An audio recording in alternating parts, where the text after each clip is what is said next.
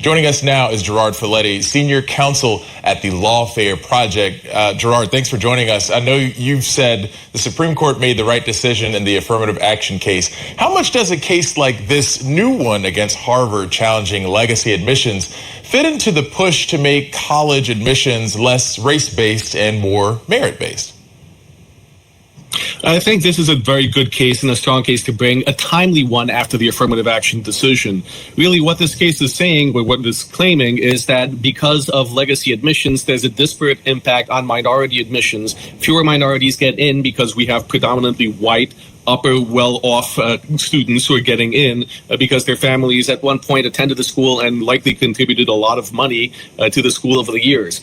And in light of the Supreme Court's decision, this is a very good argument to make because there's really no redeeming benefit to any of this. There's no merit to these students. There's no added diversity. There's no added benefit to the campus. This is really cementing legacy in the hopes of achieving greater revenues for the school. So this is a very good challenge to bring. Yeah, very timely.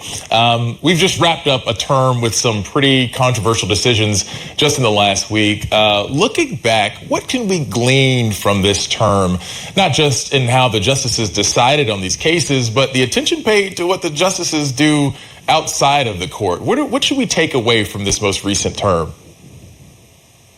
Well, in terms of how the justices approach their cases, I think that we are starting to see a pattern with the Roberts Court, and that is sending cases back to Congress, essentially, to write laws to do their jobs, or for the Biden administration to actually follow proper rulemaking procedure, as President Biden himself said would happen with student loan forgiveness. The Supreme Court has for many years been used as a shortcut to jumpstart processes that are not really well defined as laws, that are actions taken by Congress that are not complete, that leave a lot of ambiguity, or regulations that were not intended for the actions that they're being put to. So the Roberts Court is really cementing itself as sending things back to Congress and putting the burden on them to pass laws that the American people need or want, whether it's abortion, whether it's affirmative action, whether it's college tuition. In terms of what the courts behind the scenes, we're seeing more questions raised about ethics, more questions raised about transparency, and these are questions that will only get louder and need to be addressed with time. Yeah. There's some data I'd like to bring in here. Some of this was touched on by my colleague, Nate Reed.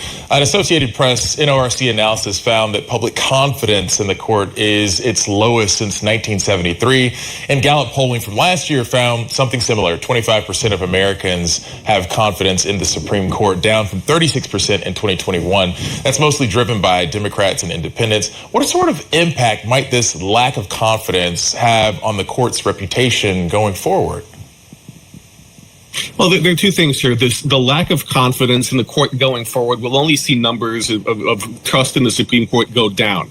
The problem, though, is that the Supreme Court doesn't have a press agent. They don't have a spokesperson like President Biden does who go and hold briefings every morning, or they don't have members of Congress to go in front of a camera every time they have a thought. The Supreme Court largely is insulated from this. So we're seeing politicians, we're seeing elected officials, we're seeing people like you and me talk about what the court is doing and what this means, but we're not really seeing the court speak up for itself. It never has. So these numbers, these surveys showing distrust in or disfavor in the court, they're not really full picture of what's going on because, quite frankly, the court is not there defending itself, explaining itself, or explaining its rationale. So we need more nuance. We need people to actually describe what the role of the court is and not put it always in the realm of politics if we want to have a more civil society and not always have attacks on the court, whether it's some Republicans or Democrats for that matter.